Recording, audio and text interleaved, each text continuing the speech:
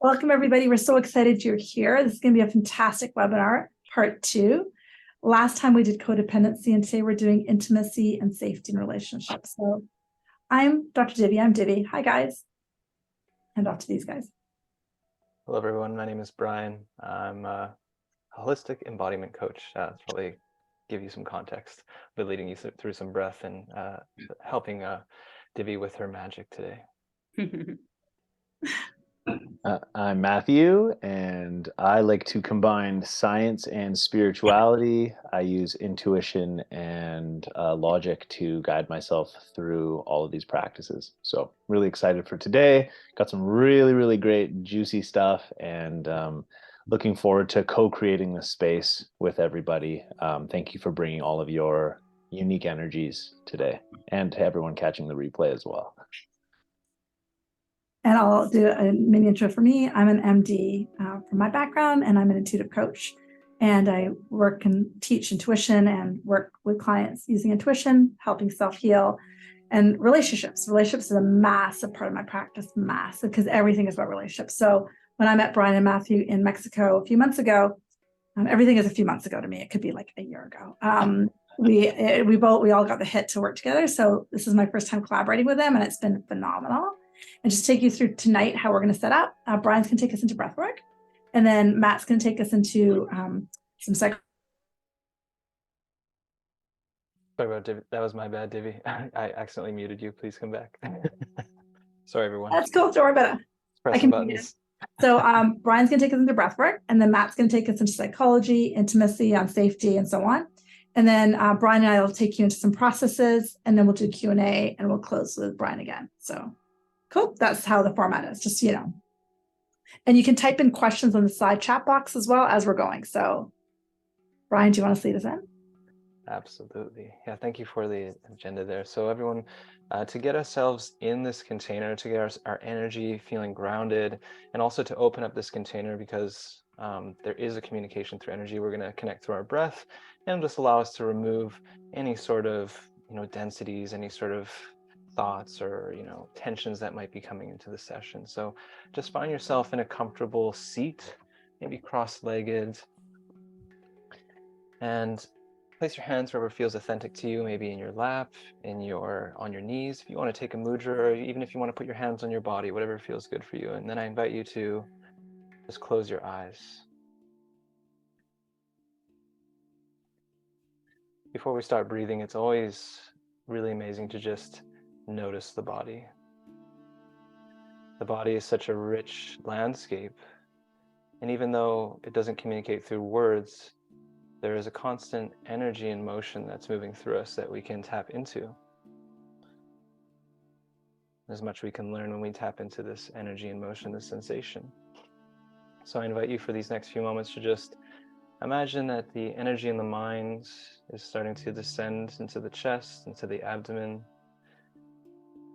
It's also good to know that your body and brain have a natural blueprint for coming into awareness of your body and your energy, and that with every passing moment, that's already happening for you right now.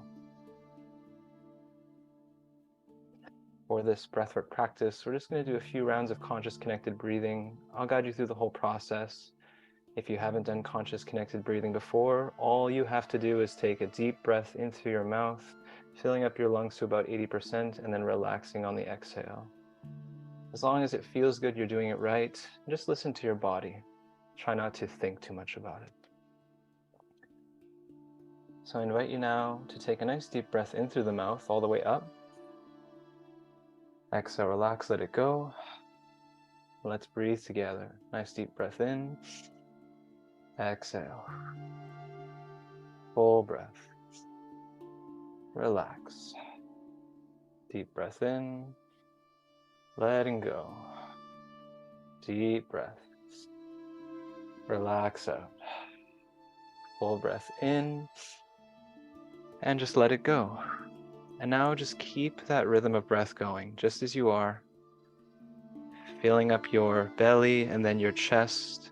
And on the exhale, just letting the air drop out of you. Finding a nice balancing act between effort on the inhale and effortlessness and ease on the exhale.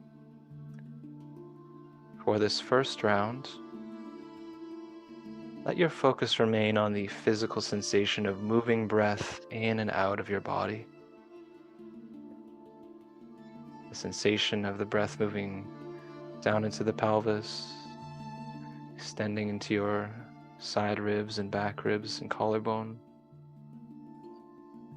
And the subtleties of the breath we may not pick up during everyday regular life.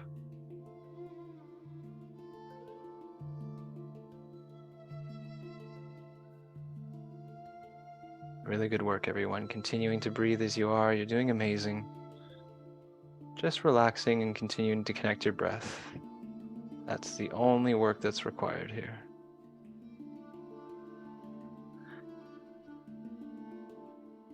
And we are now approaching our first retention. So for these next few breaths, an invitation if you'd like to make the breath a little deeper, a little bolder. If that feels good for you, you can do that right now. And as you do so, you'll notice more oxygen coming into your system, letting go of CO2, which brings about some sensations in the body. I invite you now to finish your next breath. Exhale out, let it go. Then take a nice deep breath in all the way up. Exhale, relax, let it go, and then hold your breath after the exhale. Now, as you hold your breath with your lungs gently empty, just relax. We won't hold the breath for very long, but just know you've brought in a lot of oxygen to your system. It'll be easier to hold your breath than you anticipate. You can just enjoy the sensation of this stillness, this pause. Just remaining in a still state of being. And then we'll breathe again in 3, in 2, in 1. Take a nice deep full breath in all the way up. Fill yourself up and hold that breath at the top. As you hold the breath, just feel into that full sensation for a moment, that life force for 3, 2, 1. Big exhale out your mouth. Release. Very good. Just take a brief moment with your eyes closed to come into deep awareness of what you're cultivating, this breath, this energy, this container, this energy we share. And we'll move into the second round just to build a bit more energy, to really ground ourselves in this moment here and now. So I invite you to take another deep breath in through your mouth. Exhale, relax. Let's breathe as one. Nice deep breath in. Relax. Inhale. Exhale. Full breath in. Letting go. Deep breath. Let it go. Full breath in and relax. And you know what to do now. Keep that breath moving, keep it turning. And come into deep recognition that you've always known what to do. As you continue to breathe, you move that circle of life, turn that wheel of breath. By now you may be feeling some sensations in your body, some lightheadedness, some tingling, vibration. Allow yourself to trust that this is your body telling you that you are consciously shifting your state, making these changes happen on purpose, shifting the state of your blood to a more alkaline state, and overall just bringing yourself into a higher vibration through the simple yet potent practice of your breath. Breathing in spirit, life force. Perhaps you can feel the richness and the beauty of this as you just continue to breathe.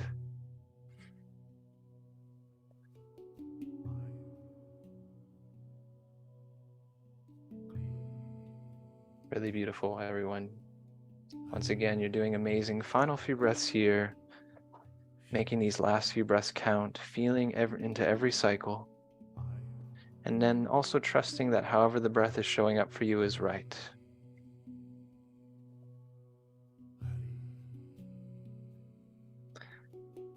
Really nice, everyone. Finishing your next breath. Exhale out, let it go.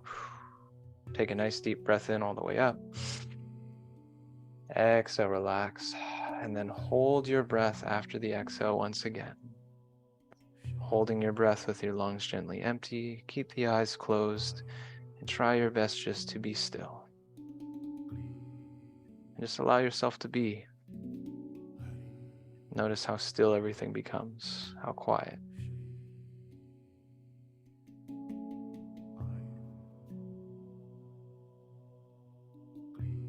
Remember, it's safe to hold your breath. Try to resist that first urge to breathe. But of course, if you really feel you need to breathe, you can at any time.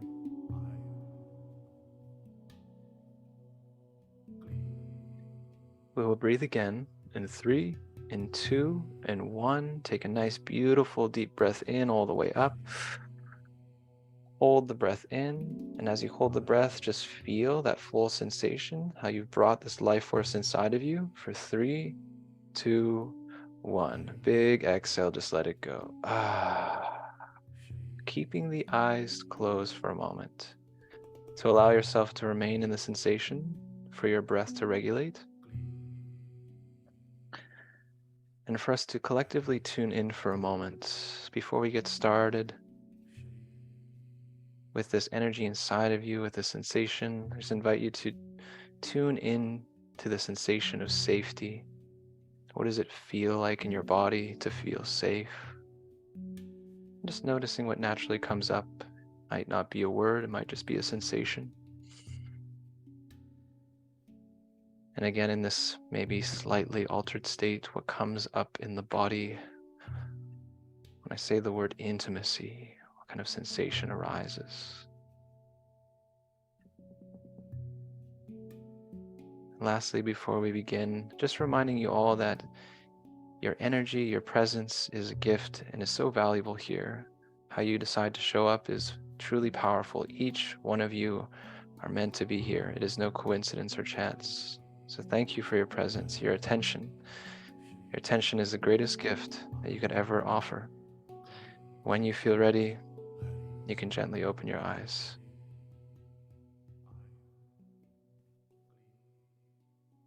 Thank you, everyone. Hope you're feeling a little more grounded.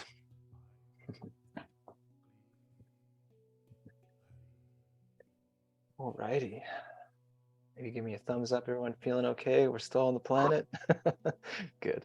I try not to go too crazy with the breath work for these sessions, just gentle. All right, next up we have Matthew, which I'm so excited for.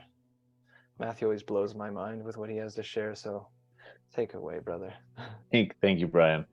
I'm still coming back down, so I'm just gonna do a little stretch here for a second. Thank you so much, Brian. Whew. Right, everyone. So thank you so much. And I just want to remind everyone, if you have questions, feel free to write them down or write them in the chat, and we will get to them during our Q&A session in the latter portion of our container today. So what we're talking about today is safety and intimacy. And I'm going to go through a few different things here for everybody. Going to be a lot of facts, a lot of fun stuff. And as always, when I'm providing you with these facts, a whole bunch of emotions are going to come up. One that seems to be our fan favorite inside of relationships is shame and guilt. And so do your best to just observe those emotions and remind yourself that all of these things that I'm providing you with are just tools. And they're tools for you to come back to when you get caught up in these different emotions when they arise. So we're going to start by talking about safety from a psychological and a neuroscience standpoint. What is actually going on? So within the context of relationship, safety is a fundamental aspect of intimacy, and it allows us to connect on a deeper level, building trust and feeling truly connected within our relationship. In psychology, safety is closely linked with something that's called attachment theory. Anyone heard of attachment theory? Hands up, attachment theory. Yep, pretty common thing, right on. Going to be a lot of review for us today. Attachment theory highlights the importance of early childhood experiences in shaping our ability in adulthood. Research has shown that individuals who have what's called a secure attachment style are more likely to develop healthy relationships in adulthood, characterized by trust, empathy, and emotional intimacy. So neuroscience, it also sheds light on the importance of safety within intimacy. Okay, so safety activates our brain's reward system, and this reward system is responsible for releasing neurotransmitters such as dopamine and oxytocin. Dopamine creates feelings of pleasure, and oxytocin creates feelings of bonding and connection. And so, like, here's like a fun fact. When a woman gives birth, the first thing that happens is she gets a massive flood of oxytocin, massive. And the reason for that is so she falls in love with her baby. And so we get big releases of oxytocin when we are feeling deeply, deeply bonded. Now, in contrast, when individuals feel unsafe or threatened, especially in a relationship, the brain's stress response is activated, which leads to the release of cortisol and a whole bunch of other stress hormones. Prolonged activation of stress response has a harmful effect on our physical and our mental health and leads to conditions like chronic anxiety and depression. So safety is a key component of intimacy, and its importance can be seen both psychologically and neuroscientifically. It is very important to note that safety in the context of intimacy is not limited to physical safety, although it is important. Emotional safety is just as critical and often requires individuals to be vulnerable with their partners. We always say vulnerability is the currency of relationships. You're going to hear us say it again and again and again. Creating a safe emotional space requires listening, empathy, and validation. So it's important to recognize that your partner's needs may not always align with your own, and that what you think they should need may not be what they actually need. By practicing deep and true empathy, you can better connect with your partner and create emotional safety, trust, and respect. Okay, I'm going to go into some attachment theory stuff now. Remember, if you guys got questions about all that brain stuff and that psychology stuff, you can drop them in the chat. We'll put a pin in it and we can come back to it later. Okay. So, first thing to talk about attachment theory. We are all traumatized. You, me, Divvy, Brian, everyone on here, Selena, Eric, Mara, Kathy. We're all traumatized, and we all got traumatized by our parents. Despite how much they loved us, right? No matter how much they loved us, they did some things that traumatized us. One thing is being over loving and overprotective leads to traumas. There are 4 types of attachment styles. We have secure attachment style. That's the goal. Secure attachment style. Anxious preoccupied, dismissive avoidant, and fearful avoidant. Divya, I've actually got some copy paste things teed up here. So I'm like fully ready to go this time. Thank you so much though.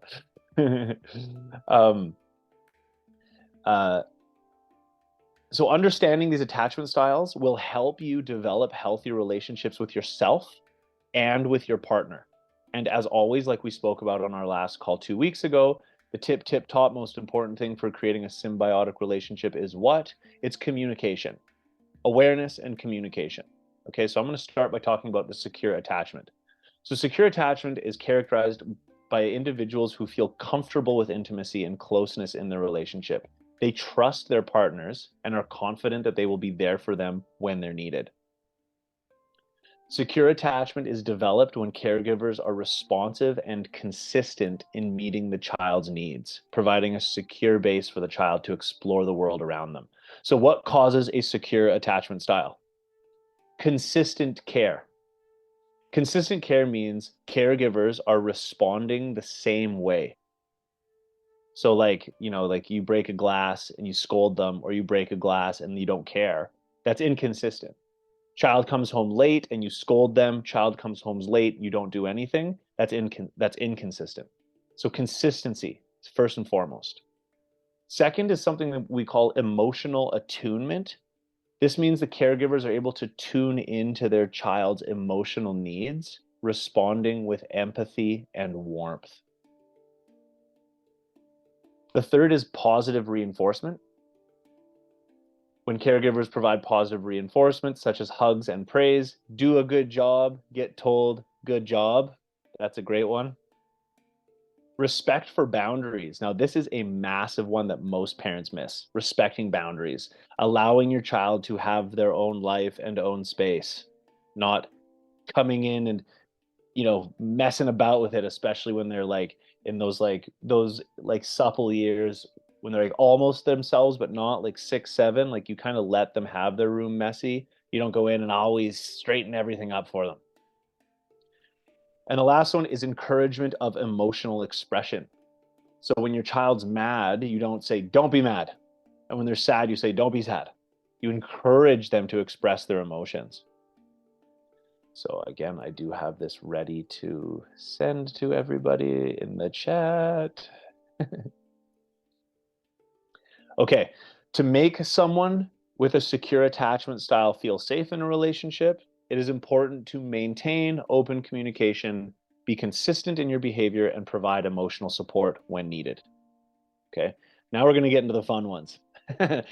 One thing that's really important to remember, and I will come back to this again and again, is that these can change. So when you brand yourself with one of the 3 things I'm about to go over here, just know that it can be worked on, and we can always achieve a secure attachment style. What's so important about this is having the awareness, right? Recognizing where you are, what your attachment style is, communicating this with your partner. We're going to go into a lot of providing your own internal safety, because your partner can do everything, but if you're not providing your own internal safety, you're not going to do anything. But if you're providing your own internal safety and your partner isn't, that's also going to cause a lot of friction. So we're going to start off by talking about anxious preoccupied.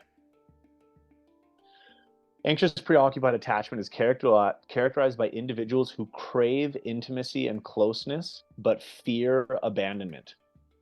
They are often preoccupied with their relationship and can become overly dependent on their partner. This can be for anything, for emotional satisfaction or anything. Anxious preoccupied attachment is developed when caregivers are inconsistent in meeting the child's needs. So what causes this in childhood? Number 1, inconsistent care. Again, like I explained, when the reactions are inconsistent from the parent, this can be the beginning of an anxious preoccupied development.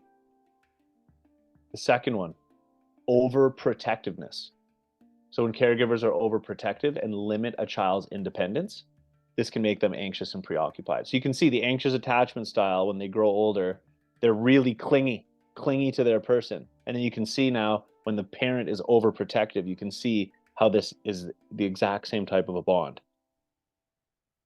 The third one is overreactions. So when caregivers overreact to a child's distress or show heightened anxiety. So this is like I remember when I was young. So something important to note is we have 2 parents, so we can have like a little bit of this one and a little bit of that one. And so I have, you can actually have quite a spread, but I have like security, and then I have some anxious preoccupied, and I have some of the dismissive avoidant. But I remember so clearly because my parents just nailed it. I went outside, 5 years old. We just moved to our new property. Went outside, caught a wasp. Guess what happened? Right? I caught a wasp. Yeah, it stung my hand.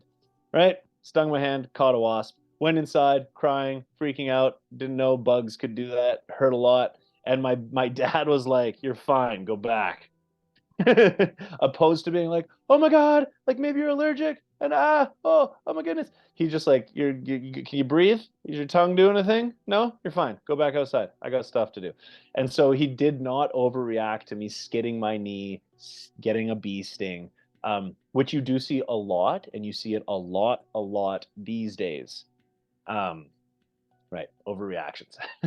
The next one is separation anxiety. So when caregivers respond to child's distress or anxiety with separation. So essentially when the child is exhibiting dependent behaviors that they don't necessarily need to. And so like baby and toddler children will push the limits. Like they will like use you. They will take full advantage of you as long as they can. And you need to catch them. It's like, no, you're 6. You can walk up the stairs right now.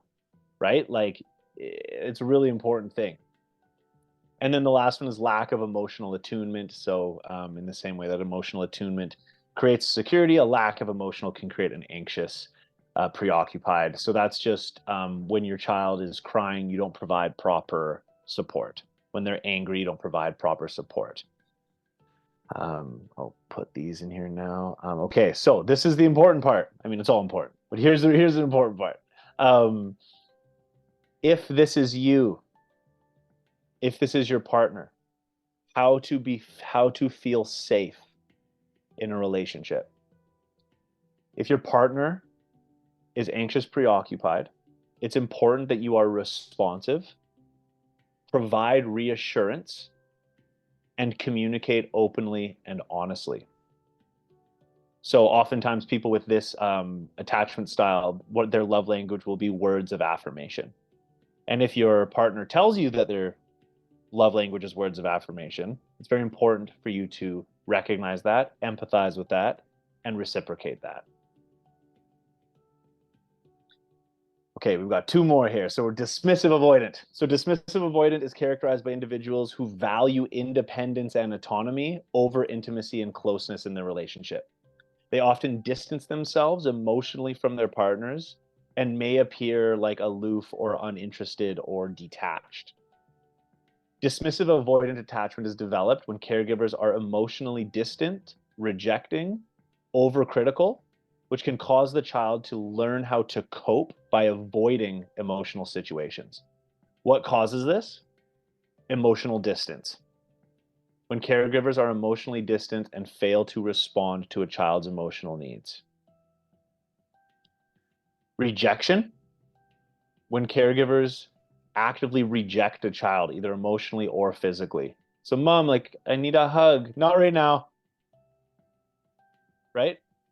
Like, oh mom, like I didn't really know how to do my homework thing. Not right now. Go ask your dad. Bug me later.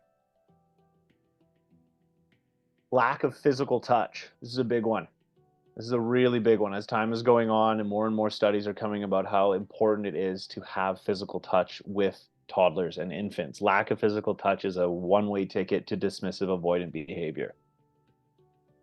Emotional suppression. So when caregivers encourage emotional suppression, not allowing a child to express their emotions.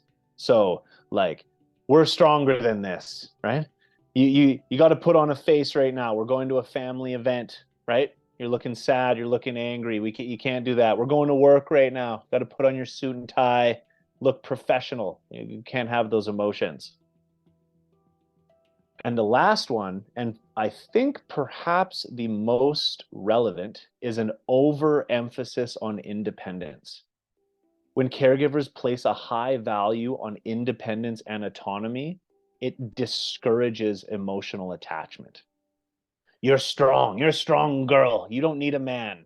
Well, great way to go. Now you're avoiding them altogether.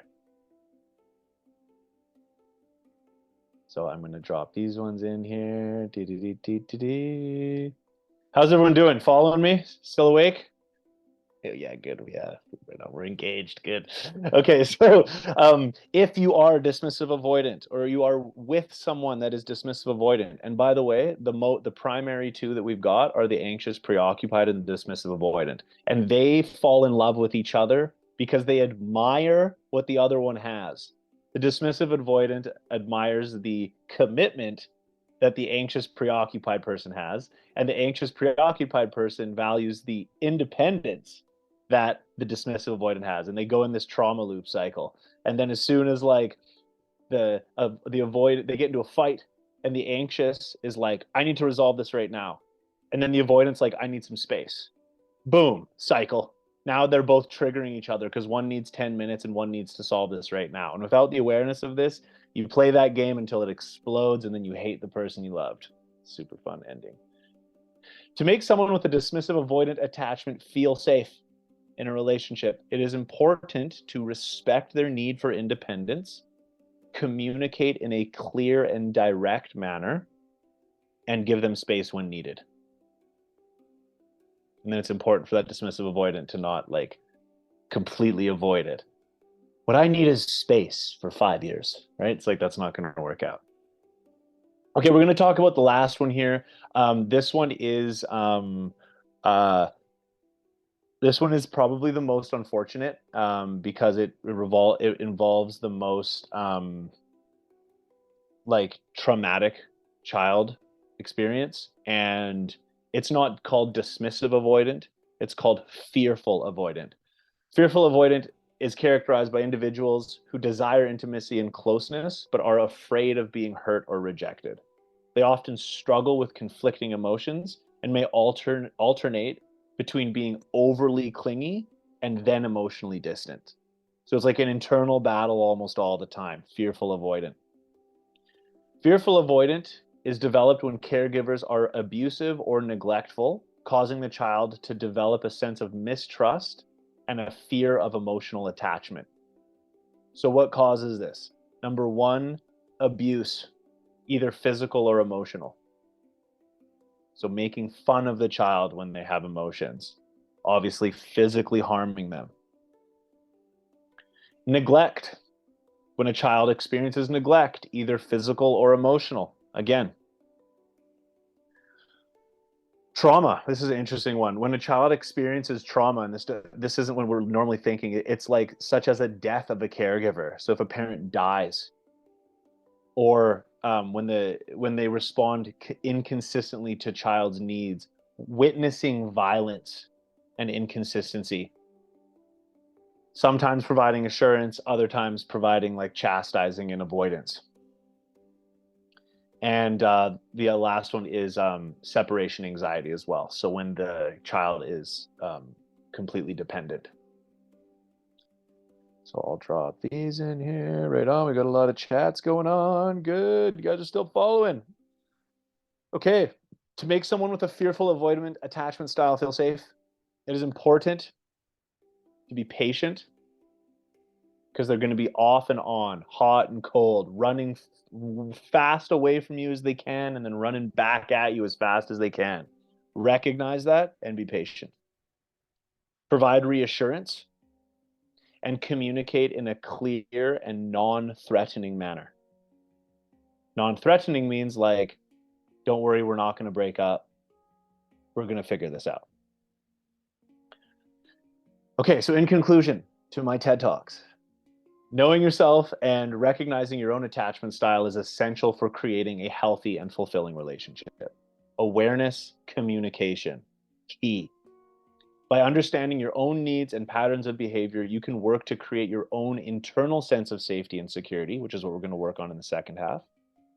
And this involves developing healthy coping mechanisms, setting boundaries, which we spoke about on the last call, recognizing and addressing any unresolved issues from past relationships or experiences. These topics here, we are going to be covering very in depth during our 4-month program, Love, Trust, Trauma. Setting boundaries, healthy coping mechanisms, recognizing and addressing unsolved issues. When you have a solid foundation of self-awareness and internal safety, you are better equipped to engage in healthy, mutually supportive relationships with others. This not only benefits your own well-being, but also creates a more positive and respectful dynamic within relationships. Ultimately, taking the time to know yourself, recognize your own attachment style, and create your own internal safety is the most important thing for you to do, and it will create the deepest forms of intimacy with your partners. Remember, attachment styles can change over time. With the right support, information, communication, we all can learn to develop a secure attachment style, which will ultimately lead to healthier, deeper, more intimate, and safe relationships. Thank you. That was awesome, Matt. Thank you. So awesome. So now Brian and I and Matt are going to take you to the next part of the class. I love how you guys are kind of getting it. This is awesome. So now we're going to go from, the psychology of anxious attachment, which you all understand, into more the application. And like Matt said, during the 4 months that we're going to dance together, we're going to dive into them more in detail and actually do practices and tools and techniques. I think we can do our poll here. How many are more dismissive? How many are more, right? And the more tools you learn, the more you can enter a relationship with more intimacy. So where Brian and I and Matt are going to jump into next is this conversation about safety. Okay. So we all have many different modalities that many things outside of a relationship that are distraction tools to make us feel safe. So we're going to use a chat box. We're going to start typing, and Brian and Matt are going to say it out loud. So what do you do when you're just feeling a little bit off? Do you grab your phone every 5 minutes? Do you scroll social media? Do you go to porn? Do you shop on Amazon? What are things that you do to distract yourself from feeling safe within your own skin? What are things what are your, not bad habits, because there's no such thing as bad, but what are your habitual responses from just being still? Good one, Karen, working out. That's a really good one. So we call them healthy and not healthy, but they're distractions, right? What else do you guys do? Cleaning. Oh, Selena, you got to come to my house. Oh, good. Work and then work harder. And after that, work some more. I love that. Snacking. I'm with you. Yeah, I'm totally a snacker. Turn on music and then dance. Artwork, cleaning, organizing, cleaning. What are these cleaners? All of the above. Spreadsheets. Heck, scrolling through YouTube. Okay. Nap. Yeah, exactly. Gym, TV, weed. There's some, weed's a real one. Drugs, alcohol, grabbing a glass of wine, working, personal development, junkie. Yeah, I'm with you, Brian. Positive travel, road trip, negative scrolling. Exactly. Where am I? Eat junk food. Yeah. So these are just awarenesses, right? We're just being aware, hoping to get that dopamine hit. Getting lost in fantasies. Yeah, exactly. Playing music, weed, binging, educational videos, exercising, bang on, emotional eating. So you guys can see that we all do different things. Okay. Trying to figure out how to for me ASAP. Exactly. So we're always in this fast forward thing. So I want you guys to try something. Close your eyes right now. And we're going to just check in on a scale of 1 to 100 at this second. How safe do you feel right now? And just type it into the chat box. How safe do you feel right now? Just out of curiosity, where are you? Where is your safety level? 99, 77, 88, 80, 90, 68. So we got a wide range, tending towards the higher, which is crazy. 80, 60, 90, awesome. Now leave those numbers alone. Put those numbers over there. Okay. Awesome check. Really great. 90, 66. Put the numbers over there. Pretend like we're done that number game. Now think of you on an average day in your relationship with yourself or your partner. Or maybe you're on a first date with somebody. Put yourself into a situation where you don't normally go. What's your number out of 100? How safe do you feel? I know it's a weird question because we have highs and lows, but on average, in your average day, because we all have kind of average days, what's your safety level? What's your safety level? 23. We're being real now. Good. Really real numbers. 80, 70. An average, and you can see how they're slightly lower than what you're feeling right now. And I actually didn't do that on purpose, just so you know. So most of you are seeing that you have a higher number in this container than on an average day, 40, 50, 60. I didn't do that on purpose, just so you guys know. But what I'm trying to get you guys to see, 60, 70, very normal. The container that the three of us are containing with these amazing souls is hopefully to elevate that energy. And in my own personal experience, I think Brian and Matt can relate to this too. We can only start to feel safe when we're in or around people that we feel safe. And then we start to change our neural pathways. I can say for myself, I started to feel safe when I started to work with my coach, when I spent years in the yoga room. I had to isolate myself from life because in my regular life, working as a doctor, working at the hospital, my safety level was like a 20. When I started my yoga practice, I started to build to 40, 80, 90, and then I could take that outside. Does that make sense? But if we're always feeling unsafe in our regular world, we have to find somewhere that we feel safe, learn new tools, learn it in the energy body, and then take it outside. Is that tracking? And then you're going to notice those habits of all which are great, from weed to cleaning to napping to over-exercising. You're going to learn more of a balance in those because you won't need them as quickly or easily. Brian, Matt, do you want to add anything before I keep going? Where are you guys at? Just reiterating that, like, as above, so below, as within, so without, right? Oftentimes we try to manipulate our environment, the physical, dense material environment, in order to produce something that we desire. But let's put it in the context of safety. And what Divya is saying about the energy, it's like energy we know is like the substrate, right? Consciousness. And if you really want to make change happen, we have to go to where it's created and where it begins. And why I say like so within, so without is it comes from within first. So, and when you create that safety within you, you've created safety for other people around you. So that's why this work is so both difficult but easy at the same time, because it's like it's in there, but it's not of the mind, it's not of words. So there's this elusiveness to it, but it's also a remembering process. What a paradox. And I'd like to add, Divya, that was awesome. How you did that. You say you didn't mean to, but it was awesome. Because what came to me right away is you can't heal in the same environment that's made you sick.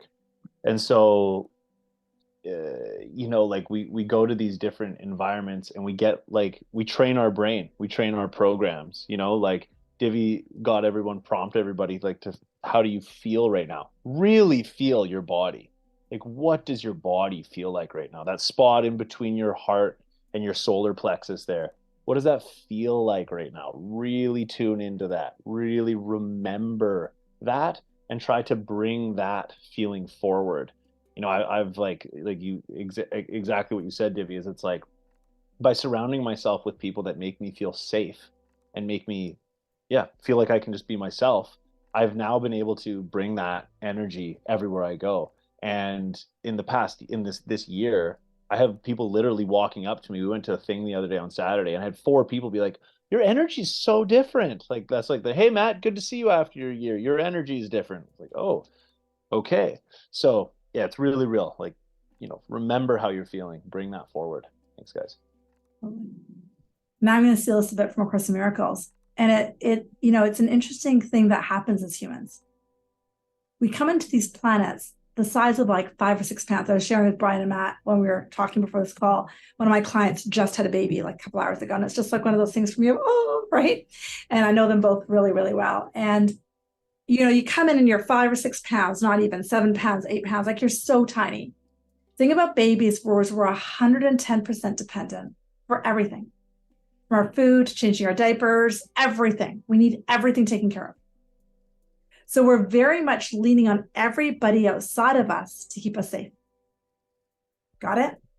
And especially if we had trauma as a child, as Matt was sharing with us, either overbearing parents or people who there was too much trauma, then we get older and all of a sudden it's like, okay, I now can get a job, I can support myself, I have a home. Why don't I feel safe? Well, that amygdala we talked about from last class, that theta brain in your brain from last class is running the show. So until we start to heal our safety within ourselves, and I'll again take this from A Course in Miracles, and again, I don't want to lose you, so just bear with me. So in A Course in Miracles, the theory is that we come of the divine for the divine. I'll use the word God, spirit, universe, divine. You choose your word. We come of God for God. We come of love for love. We're here. We're in these little baby bodies. But we're infinite consciousness. That makes no sense. I'm scared as all hell. No one's changing my diaper. I have no food. I'm scared. But wait a second, I'm of God. That makes no sense. See the dichotomy. And then in the human body, we have to keep getting older. We get older and older and go, wait a second, I'm of God, but this story is still running my show. The only way to heal that story is to return to spirit, the place where only safety exists. The only place you will find safety is within yourself, within your connection to your divine, to your consciousness, to your God self, to your universe. I'm going to take you into meditation in just a second. And there are humans. So Brian, Matt, and my job now and over the 16 weeks is to hold that space. I mean, you can definitely do this in your living room or in your closet on your own, 100%. And your brain's going to kick in and go, you've lost your mind, go get a drink. Okay, because that's what our brains do.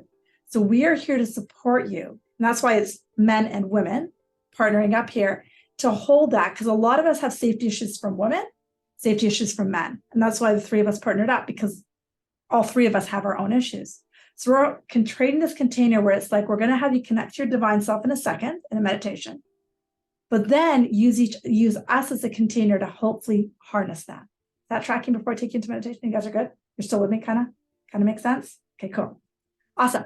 Any questions before we go here, or you're good? I want to make sure are there any questions or anything, or we're good? So I'll give you guys like 20 seconds to make sure. Hand up, questions. Okay. Now, before I go on, they're saying to pause. Scale of 1 to 100, because this is a really important question before I take you into this meditation. Loud. We'll scale 1 to 100. How much do you trust the universe? Do you trust God? Do you trust spirit? Whatever word you want to call it, the divine, love. 1 out of 100. How much do you trust? Megan writes 100. Matt writes 100. We got a lot of hundreds coming in. Okay. 99. Awesome. 100. These are good. 80. Awesome. 180. It doesn't have to be 90, guys. 78. Perfect, Terry. So 70, 80. That's good. As you get that number higher and higher, because all the divine is infinite love. And I'm going to say one more thing from A Course in Miracles, just for you guys who are like 60, 70. I get it. I get it. On the planet, we have such severe polarity, hot, cold, rich, poor, love, fear. Oh my God, it's so loud. Especially if you're in America. No offense to my American clients, I'm teasing you guys. You know, there's so much going on right now, so much stuff. How would I trust this creator? F created this. The idea from A Course in Miracles, we come of divine love, infinite consciousness. And why do we come into this human body? To find ourselves again. But we can only find ourselves if we go to the opposite. We can only find ourselves if we think we're separate. We can only find ourselves if we think we're alone. So this whole journey is like a return to love, a return to source.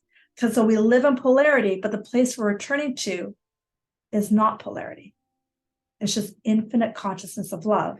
And hopefully in this class and over the next 16 weeks, you actually learn to trust it. When you learn to trust it, everything Matt just shared about anxious and avoidant becomes secure. Because you hold that as your secure attachment. You start to rewire your amygdala and all those neural pathways of fear. Is that tracking, kind of? Are you guys still with me? I didn't lose you. I want to make sure. Cool. Awesome. You guys ready for meditation? So Brian, Matt, do you want to add anything before we go into it? That's perfect. You read my mind. I was just going to make a piece about co-creation that that this life isn't just happening to you, you're creating it. And when it comes to faith or belief, you know, like Reiki is not Reiki unless we believe it's Reiki. Crystals are just rocks unless we believe their power. So you're very powerful, and your belief is a superpower. Yeah. And sometimes we need mental, like we need mental proof to believe it, if that makes sense. So guys, my own journey, which I won't go into, it's long. I remember when I started yoga, I hated it because I grew up with yoga. I could not stand it as an adult. And but the thing that kept me going back was I would feel better, a little bit better. And that feeling of a little better was the belief to keep me going back, that there was something here. Does that make sense? So I had to have some sort of proof. Give me a little bit, okay? So go ahead and close your eyes. Let's go into meditation. Go ahead and close your eyes. With your eyes closed, settle into your body and go into your breathing. Go into that deep, slow breaths in and out. Belly rises and belly falls. Take yourself back into that space of breathing where Brian had us a few minutes ago. And just breathe. With your eyes closed, imagine yourself now in a beautiful place in nature.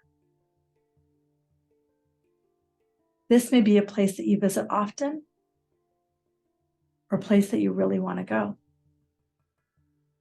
The most important thing about this space is that you feel safe and comfortable. Comfortable and safe. And just breathe in and out. Belly rises and belly falls. Slow breath in. Long breath out. Deep breath in. Slow breath out. The breath is your bridge or your connection to the space with your divine. So creating the slower, deeper, calmer breaths is like your plug outlet there. Beautiful. See yourself in this beautiful space in nature. Start to notice everything about it that feels safe and comfortable. Maybe there's a waterfall. Maybe there's some trees, birds, plants, animals. What do you see here? and breathe.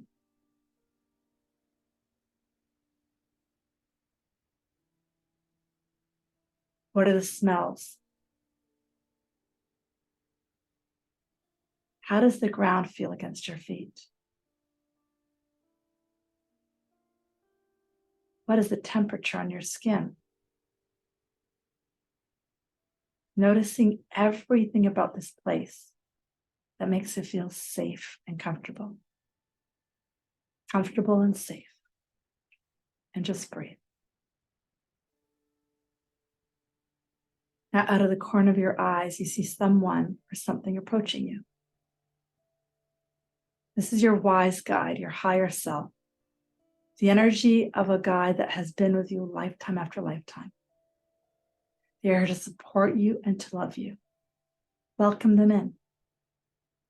There is nothing scary about this experience. As they come closer, start to notice what you notice about them. Some of you might see them, like a face or hair. Others of you might feel a sensation in your body. Some of you might hear them. A lot of you will just know of their presence. Just become comfortable with them. And right now, what's happening for each of you is this guide is transmitting to you how much you are loved, how much you are adored, how much you are an important part of the universe, how magnificent you are. Notice as you sit back and you stare at this wise guide and they say to you, you are loved. Notice how that feels to take into your body.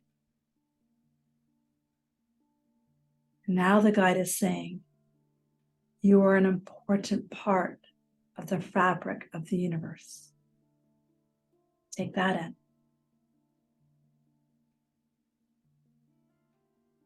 And now the guide is saying, you've done nothing wrong. You are loved to the universe and back 10 times over. And you're the most important person on the planet with your name. Breathe into that. Slow, deep breaths. And notice if you accept it. Notice if you allow it. Notice if you feel a sense of safety here. Now we're going to try one more exercise before we come out. Now this wise guide has brought in even a higher energy. You can call this an archangel, Jesus energy, Christ energy, Muhammad, Buddha, whoever you believe in. Bring that energy in. And this Christ energy wants you to grow your heart for yourself. And they're taking out the Christ heart, the love of Buddha is now going into your heart. So imagine now that your heart is being entered with a bigger heart.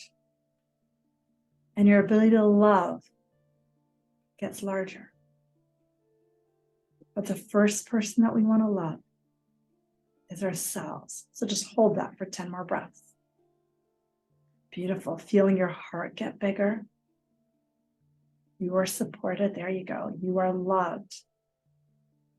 You are held. Beautiful. And just stay here for 10 or 20 breaths. The only place you will find safety is actually where you are right now. And the more you let it in, as within, so without, as Brian said, the more you let this in, the more you heal those traumas Matt told us about, and the more the external world feels safe. Bring in safer partners, safer bosses, safer coworkers. Take 10 more breaths in this lovely space. Now, some of you I can feel want to stay here longer, which is perfect. And others of you are going to start to return to the brighter room. But before you return, make sure to thank your wise guide and thank yourself for taking this time, knowing that your heart is now bigger than it ever has been.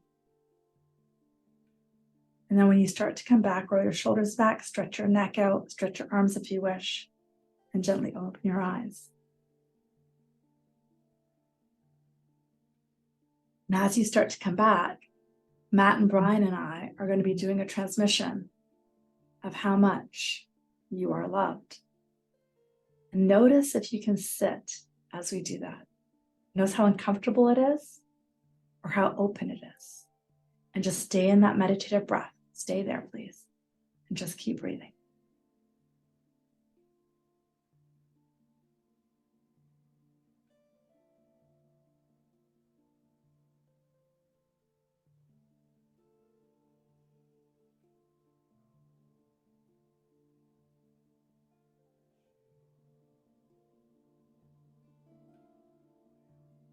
Keep breathing. Notice any sensations in your body, in your breath as they get deeper. In a few moments, Brian and Matt are going to mute themselves and share anything else, and then we'll move into Q&A.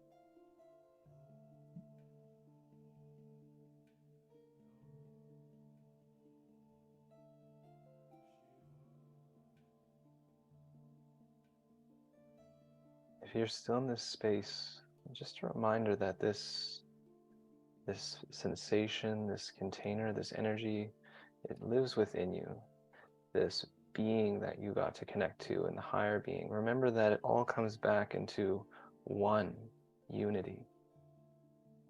It all comes back into one. So sometimes when we connect to the higher guide, there may even be this separation of, oh, how could I ever become this? Or where will I be? How can I find that insight? Remember, these are all extensions of you. We all agreed to come play this game. Like to be said, to forget, to separate ourselves, only to come back to returning of love. So if you're still in the vibration, just remembering that all of this is part of the dance. All of these expressions, these incarnations are just that. What is unconditional love? It is the acceptance of all processes. That's why sometimes it's hard for us to connect to the divine, because we live in a polar existence right now. That's not of the divine. The divine doesn't understand that. So have grace with yourself and compassion. You're exactly where you need to be. So beautiful. I'm going to piggyback that.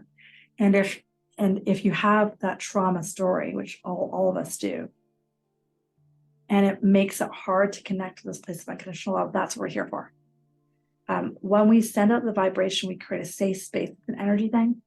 And then what happens over time is those walls drop. But trust me, if you want a relationship and it's not happening, or if you're in a relationship and it's just turmoil, the reason it's happening is because you've got to figure out how to replug here, get mad at God, get mad at spirit, get mad at your mom, then forgive, and then let love, and then before you know it, your partner changes, or the partner comes in, or whatever. That is the magic of this work. And all those jerks that we dated, and sorry guys, and all those girls that were horrible to you, it was just a mirror to the pain body that you experienced as a child. And we're here to help you heal that. And the divine is going to help us support as we heal that. Anything else, Matt, before you open up to Q&A? Or how are you guys doing? Type into the chat box. Did I lose you on that meditation? Are some of you still up in cloud 9? How are you? What happened? Feel free to unmute yourself, type into the chat box. What's coming up for you guys? And feel free to unmute yourself too, guys, because it'll be fun to hear your voices. Lots of tears of happiness. Thanks, Megan. Feeling loved. Thanks, Kathy. Send me in a wave. Nice, Lena. Yeah. You're so loved, guys. You're so loved. Began to smile in peace. Awesome. Thanks, Chuck. Dropped me to theta. Yes, Matt. So, close to going completely into delta snooze. JP, awesome on the journey. Super fun. All right. Anyone want to share questions? I can feel there being questions, guys. Problem being a tube. I can feel you. Awesome, Linda. I can share some Yeah. super quick. Yeah, no quick. Go I- slow. I think I just wanted to say that something that you just said about, okay, like my partner behaves a certain way, and this is a reflection of the pain body was something I experienced. And I immediately saw the recent conflict that I had with my ex-partner about him being able to go on Sunshine Coast to take and live there with our son. And for me, and it's saying like, no fucking way. And him saying to me, I want to go take him to Los Angeles. He's like, nope. And I immediately saw my dad when you said that. So like the reflection of the pain body, just like, oh my God, this made such a huge difference. Yeah, and I just wanted to say thank you, because I've been finding myself in a conversation of I did nothing wrong, because I constantly feel like I did something wrong, but it's for me recently, I've been exploring that in the realms of money and authority. Literally everyone in any service that I get, whether it's renting my apartment or even taxes, and then like the services I get from the bank, I feel there are like a bunch of different authority figures. And I always the one. I figure that it's safer for me to be indebted, and safer for me to experience struggles versus doing fine and receiving a blow that comes from nowhere.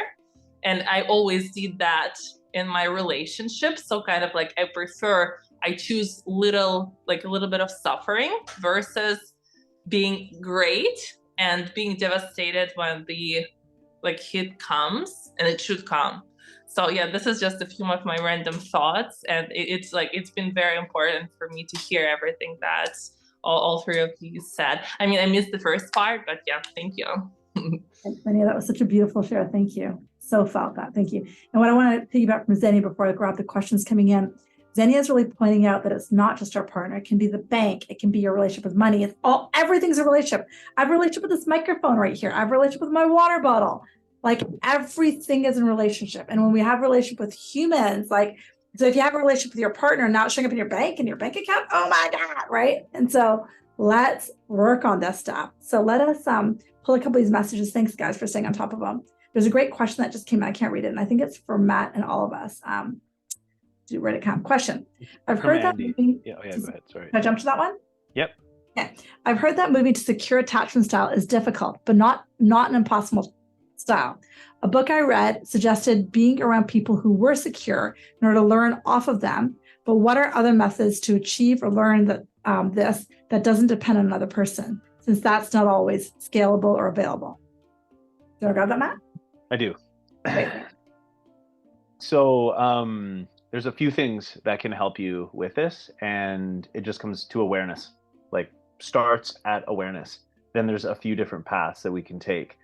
The first thing is being very mindful of something that's called a mirror neuron or an empathy neuron. And a mirror neuron doesn't know the difference between itself and others. So if you're consistently around people that have the same attachment style as you, and let's say it's fearful avoidant, and you're consistently around those people, it's going to be hard for you to break free. Now, there's 3 levels to awareness, and it's past, present, future. So reflection, looking back. Oh, I really acted like a fool, and that's because of my fearful avoidant attachment style X, Y, Z. So in the future, I'm not going to do that. There's being aware in the present moment, and then there's being aware where you're planning, okay, so I'm going into a fight with my partner and I exhibit these certain things. And so I need to be prepared for those things that are about to surface inside of me.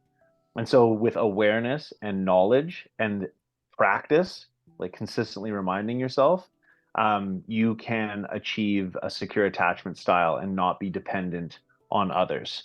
But you got to be on it. You stay aware, you stay prepared, and you consistently bring awareness to it. Yeah, thanks for the question. Great question. The next question came in from Karen. Go ahead, Brian. Sorry, go. Yeah, go. Just jump in super quick. It's kind of just Oh, please. pigtailing on you, Matt. But Mhm. Oh, no. one thing that really helped me with this, because I used to be extremely anxious, is getting clear on what you need and what your boundaries are, and practicing those with like less intense relationships, like maybe platonic relationships or friendships, and then starting to up the ante, because the romantic relationship is the one that's usually the one that's the most spicy. But if you start getting really clear on your needs and forgetting about whether those needs make sense to people or if your boundaries make sense to people, but you start practicing them, you will eventually come into more security for sure, because needs and boundaries are a declaration of self-worth. Yeah. And somebody wrote in, I heard a relationship with a pet can help you develop a secure attachment style too. So yeah, I agree with that. Being attuned to their needs completely. So one of the comment that came in, and Sarah, I'll grab you in just a second. Karen wrote in, and then Andy dittoed it. Karen wrote, at first I had like, I could not see. And then I saw a figure of a person like a villain in black clothes. And Andy wrote, interesting, I had something similar where I viewed myself, the first one as a silhouette or a shadow, a person with a blurred face, so similar. So Karen and Andy and anyone else with that experience, that's that attachment style. That's what Matt's talking about, that what you saw, because both of you are very clairvoyant. Your guides are trying to show you what the fear is, Karen. And Andy, it's the same thing. What's that fear? And a lot of us are very clairvoyant. It'll come as an image. It'll come like, so one great thing, Karen, about that, or Andy, about that, is now when you're in a relationship and you're, let's say, on a hot date or something, and you have that shadow come up, Andy, it's like, oh, wait, I'm going into anxious attachment. Like a symbol, they're trying to work with you that, okay, and I don't know your attachment style, but if they're trying to work with you to go, this is your symbol. So now do you want to play with it? That's what I'm getting on that. Is that fair? Cool. So, and then I know Sarah had an experience. Sarah, do you want to unmute yourself? You guys, tell me if I'm missing anything here. I'm just jumping here. Yeah. Sarah, do you want to Hi. unmute yourself? Yeah. Hey, Sarah. Hey, I'm pretty emotional right now, but I'm very glad I'm here. This is where I need to be. Yeah, so I've had a number of traumas in my life, and that's led to repetitive bad choices in relationships. I tend to attract narcissists, and the last relationship I was in was pretty bad, pretty abusive, emotionally, psychologically, and of course it brought out all the unhealthy parts of me. So I wasn't always the best actor either, but I've always tended to be more of the anxious, preoccupied attachment, needing a lot of reassurance and stuff. But I experienced a trauma about, I don't know, 7 years ago. I was abducted by a guy in human trafficking, um, and I got away after 2 weeks. But there was a lot that happened. Um, a lot of very, I can't really describe it, and it's a lot of sexual stuff, a lot of scary, threatening kinds of things. And since then, I've noticed that my attachment has become much more fearful, avoidant. In fact, I just can't, I don't tolerate being around people Yeah. much at all. Yeah. And I have basically the past 6 months or so. I'm originally from North Carolina, but I moved to California for a few years to get some treatment, and returned back here about 2.5 years ago. And this is like, quote unquote, the scene of the crime. I've never felt safe in my family. And then everything around here, it's kind of like, I can't get away from it. So I've wound up having just a resurgence of a lot of trauma symptoms, a lot of, anxiety and panic, especially around others. And I decided, it was just about 6 months ago, I was tired of just fighting it all the time, just to be around other people. And so I've isolated myself completely. I work from home, you know, I don't really interact with anyone. Occasionally talk on the phone with a friend. I do talk with my sisters, but in terms of I used to always be kind of the love addict, looking for the next, Right. love affair. Yeah. And now it's like there is a wall that is Right. like nobody could get in. Right. It's not happening. And that I don't like that. And I want to, um I need to find a way. She just cut out. Oh, She just cut out. oh, we So lost her. yeah, I right can start there. answering it. I can start answering it and she'll get the recording. Should I just start? Yeah, And go then if for you come back in, do you mind let her in? Okay, cool. it. Absolutely. And I'll just start because she may or may not be able, it might be a tech issue, maybe internet got cut, who knows. So guys, understand this generally, and I can send the energy to her. As we all know, unfortunately, we keep repeating our patterns, and unfortunately, they just keep getting deeper, right? So if you had, and what I kept seeing as Sarah was talking, and Sarah, I love you so much, and thank you for sharing that, such a deep share. There's two parts of her. One is that, and I'll pretend like you're here, Sarah. There was deep trauma as a here. child in She's terms of, coming back. is she here? Oh, thank you. Yeah. Where'd you go, hon? Okay, there you are, Sarah. I think you're back, hon. There.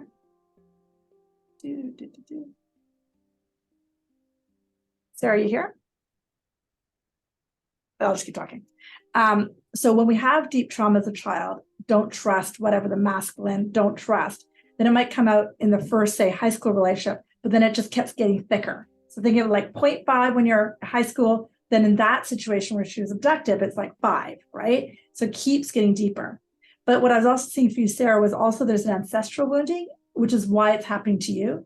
And one of your grandmothers was coming in as you were talking, and she was like, this is my wound of not feeling safe. Oh, I'm so hot right now, Sarah, that you're here to heal. Okay.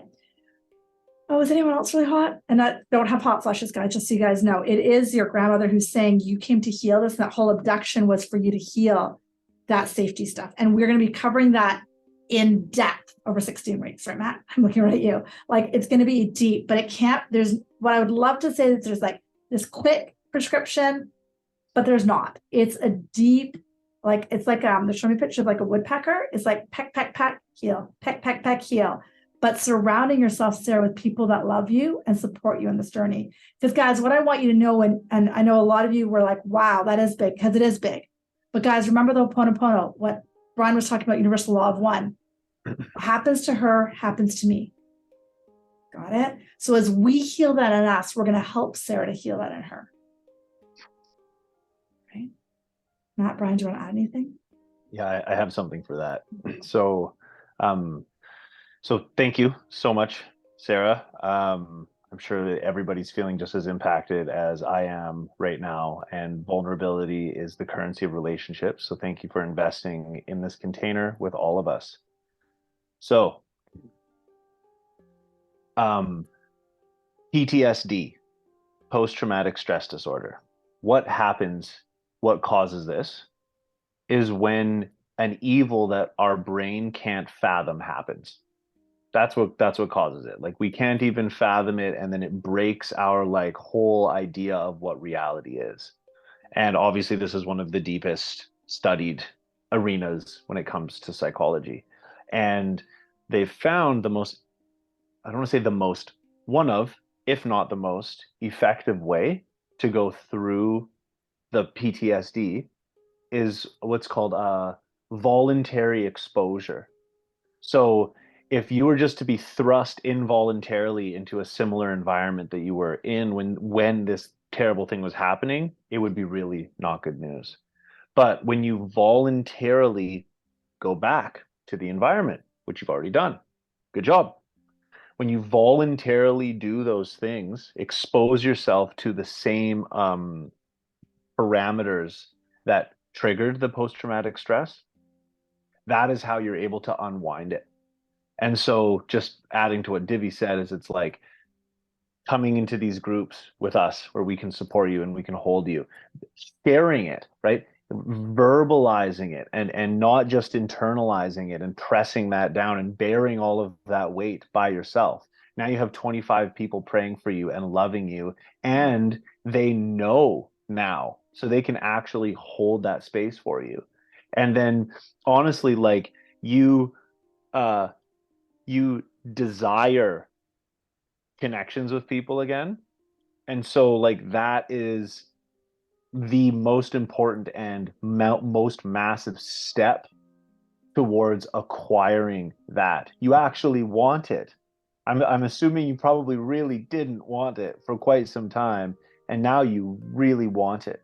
And so like the final thing is, there's some verses in the Bible, some of my favorite, about love, and it says love is patient, love is kind. And all of this whole container we've got, love, trust, trauma, it's about first loving yourself, first trusting yourself, first recognizing your own traumas, and then going out into the world. Love is patient, love is kind. So grant yourself this patience, grant yourself this kindness while you are re-immersing yourself back into trusting other humans with you. You're doing an amazing job, and you're here and you desire it. And be patient and kind to yourself because you're doing it. You are in the process of doing it. It's not I want it, it's I am doing it. And you are. You really are. So yeah, thank you. You know. Go ahead, Brian. Thank you, Matt. Actually, what I was going to say kind of answers a little, or would be my answer for Terry's question as well. I was just going to say, with regards to PTSD too, usually what happens is we start, or what can occur is an irregular breathing pattern. Right. So in order to expand your nervous system, because of course there is your brain is like a person and your body is a person, you could say. And if your nervous system doesn't feel like it can be expansive, the breath can help a bit with this.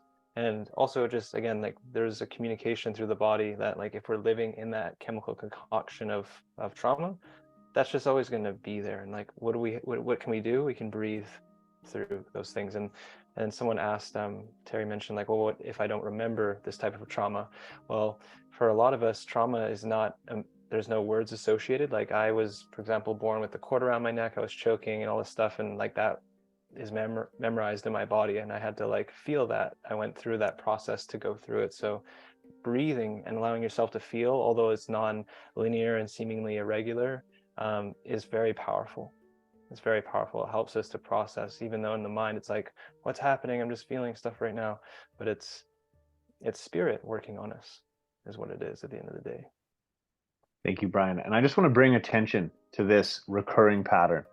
Sarah, I don't know if you can read the chat box right now, but the string of people that needed to hear my response to what you went through right now is why being vulnerable and sharing is so important in these containers. So thank you for having the courage for doing that. You're not just healing yourself, you're healing every single person in this container that is trying to hold some space for you right now. So thank you. And thank you everyone for also sharing in the chat as well. I'm gonna add one or two things. Hopefully this will make sense because we're like, this is happening so much, abductions, this and that. We're at a time on the planet, guys, where the feminine has been pushed down and the masculine anger, we'll be talking about this in the 16 weeks, is very, suppression. And so if we look at just pure energy, what happened to Sarah from an energetic point of view was her word didn't matter. Some guy who abducted her, he mattered. You see how it worked? And what's happening right now on the planet, I'm so hot right now, Sarah, it's time to heal that in you. So as women and men, as we hold space for her to hold, because I know I as a woman have that too.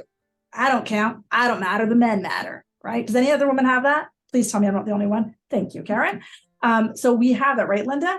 And so it's each of us hold space for each other to go, I am equally as important.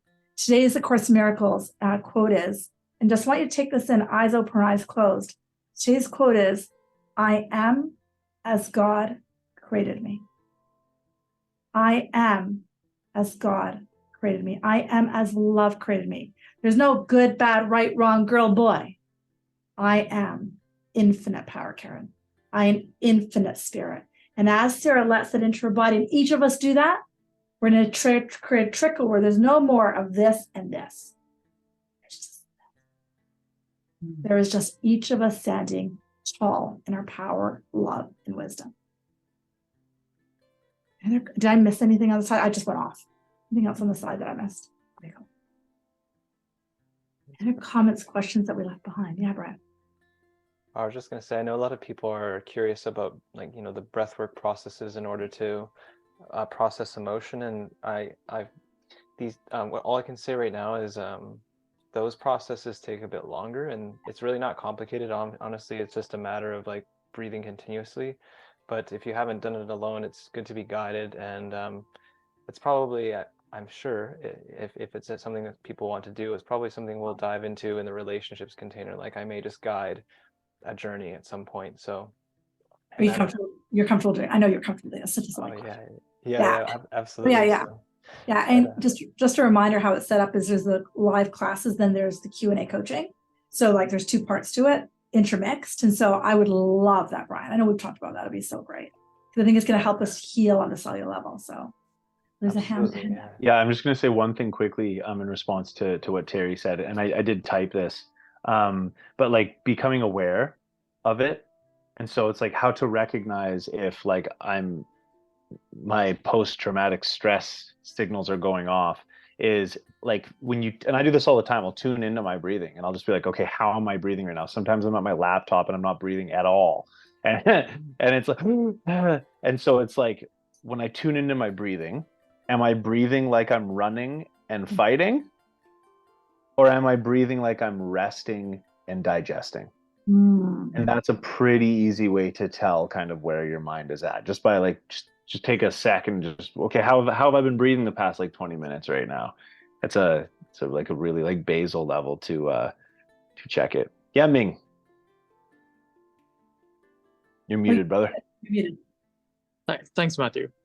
Now, just that phrase when you said like post-traumatic PTSD happens when there's an evil that you experience as a child and you can not make sense of it. Like there's a memory that comes up inside me when you said it. Like I don't know exactly when. Like maybe when I was isolated, or maybe when I tried to please my argument. Like maybe a teacher, maybe somebody. I wanted to trust in the fair world, and when I was treated unfairly, maybe by a teacher, by somebody I trust, and like I try to, almost say my argument in like in a way that hoping that they would see both sides of the view. The way they shut me down, or maybe the way they just didn't listen, the way they just shoo me away.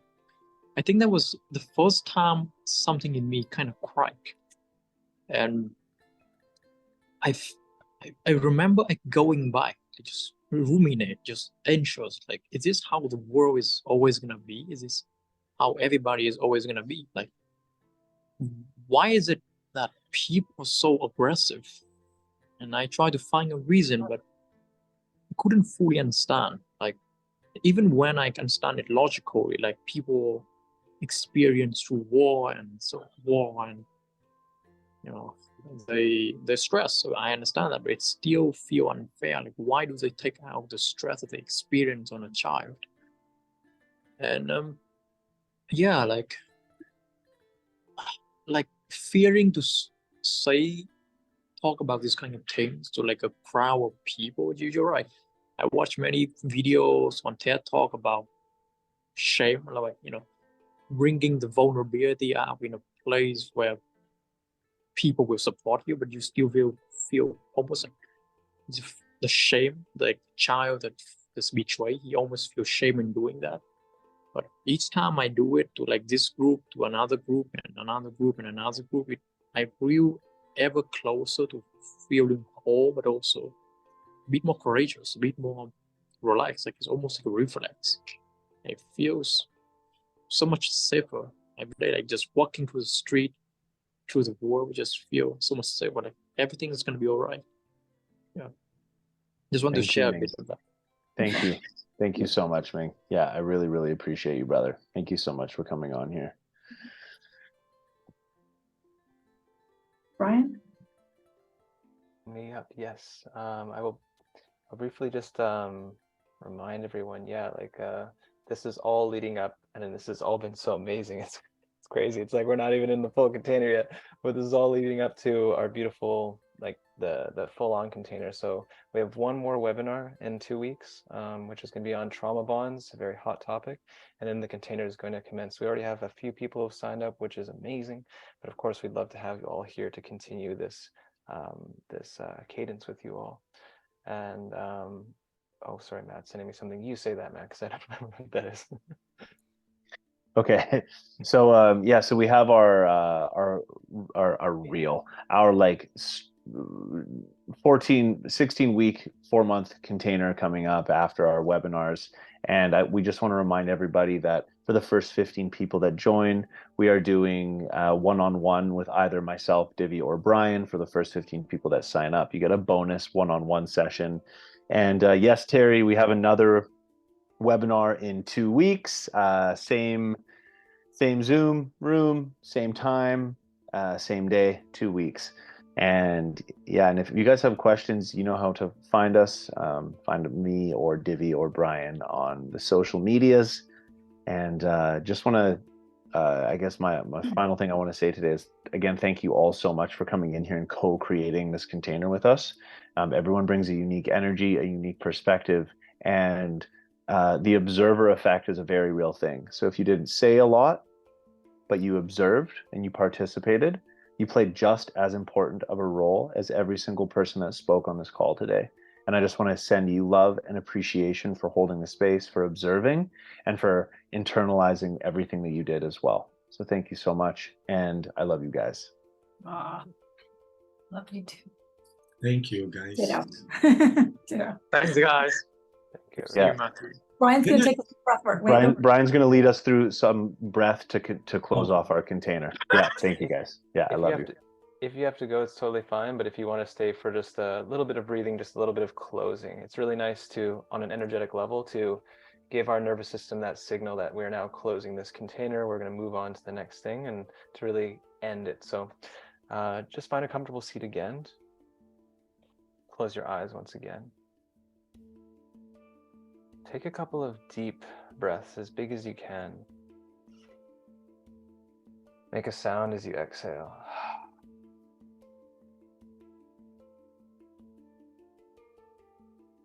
I'll guide you through a little 4 count in, 4 count out breathing. Before I do, somewhat similar to the beginning of this container, but instead of bringing yourself in, asking the body, this beautiful body of yours that is so intelligent to close this energy, to allow it to come to completion. You don't need to know what that means in your mind. Your body knows exactly what that is. And as we breathe, just feel that whatever occurred for you in this experience, whatever sensations, emotions, visions, words shared, that was exactly what was necessary. Why do we choose to believe this? Because that's faith, that's love. Belief in the divine plan, that you're where you need to be, right here and right now. So I invite you to take a nice deep breath in. Exhale. And then let's breathe together. A nice deep breath in, 2, 3, 4, out, 2, 3, 4. In, 2, 3, 4, out, 2, 3, 4. In, 2, 3, 4, out, 2, 3, 4. In, 2, 3, out, 2, 3. In, 2, 3, out, 2, 3. Last one, in, 2, 3, 4, out, 2, 3, 4. Now just let your breath either remain in this cadence or do whatever it wants to do. Just take a few moments just to feel into this container, all these humans, these souls with us right now. Feel into your willingness to show up to do this work. and inviting in one of the most powerful tools that we have at our disposal, gratitude. It can be gratitude for whatever you so desire. It could be for the guidance, for this time and space, or just gratitude for another day of life, for being here. You made it. You're alive. Just let that gratitude pour in, wash over. Let it be the signature of closing this session together. As you just continue to breathe.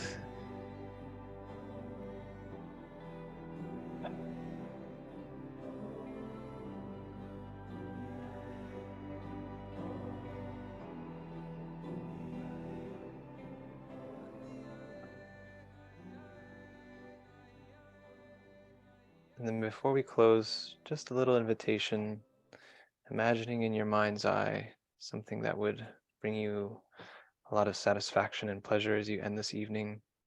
Maybe just seeing in your mind's eye how you want to end the day, if it is evening for you, or how you want to continue the rest of your day. Priming yourself for a very beautiful closing of yet again a beautiful day. Hold the vision, feel as though it's already occurred. Gratitude once again. And then when you feel ready, you can gently open your eyes. Thank you everyone so much. We couldn't do it without you. Thank you, Debbie. Thank you, Matthew. You. Thank you all so much. We'll see you in 2 weeks. Big See love. you in 2 weeks. Bye. See you Thanks, in 2 weeks. everybody. Thanks, guys. Thank you. Thank you, Bye-bye. everyone. Have a good day, guys.